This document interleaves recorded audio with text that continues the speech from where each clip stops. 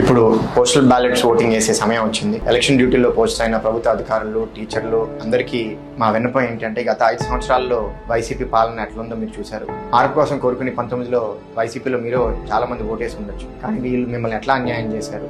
జీతాలు కూడా టైంకి ఇవ్వలేని పరిస్థితి, పెన్షనర్స్ కి రకరకాల ఇబ్బందులు. అభిప్రాయం చెప్పాలన్నా ఒక భయభ్రాంతులు పెట్టి మీరు ఒక చిన్న ప్రొటెస్ట్ చేయాలన్నా సరే మిమ్మల్ని ఎట్లా అడ్డుకున్నారో అందరూ ఒకసారి గుర్తు చేసుకోవాలి. మీ శాలరీ కరెక్షన్ అవనివ్వండి, మిమ్మల్ని ఎట్లా మోసం చేశారు. నేను ఎక్కడికి వెళ్ళినా సరే ప్రభుత్వ తెలుగుదేశం ప్రభుత్వం వ్యతిరేకంగా ఓటేయడం మా తప్పని చాలా మంది భావిస్తున్నారు. కానీ ఇవాళ తెలుగుదేశం, జనసేన, బీజేపీ కూటమితో మీరు కంపేర్ చేసుకుంటే వైఎస్ఆర్సీపీ ఎంత అధ్వానంగా ఉందో మీ అందరికీ తెలుసని నేను అనుకుంటున్నాను. మా రిక్వెస్ట్ ఏంటంటే రాష్ట్రం కాపాడుకోవాలి, మీ అందరి సహాయం అవసరం. మీ విలువైన ఓటు ఇవాళ కూటమికి వేసి హ్యాపీగా సైకిల్ మా 7 నియోజకవర్గాల్లో ఉన్న ఎమ్మెల్యే అభ్యర్థి సైకిల్ అయినా, కమలం అయినా, గ్లాస్ అయినా మీ నియోజకవర్గం బట్టి ఓటేసి మంచి మెజారిటీ పోస్టల్ బ్యాలెట్ లో మా అందరికీ రావాలని కోరుకుంటున్నాను.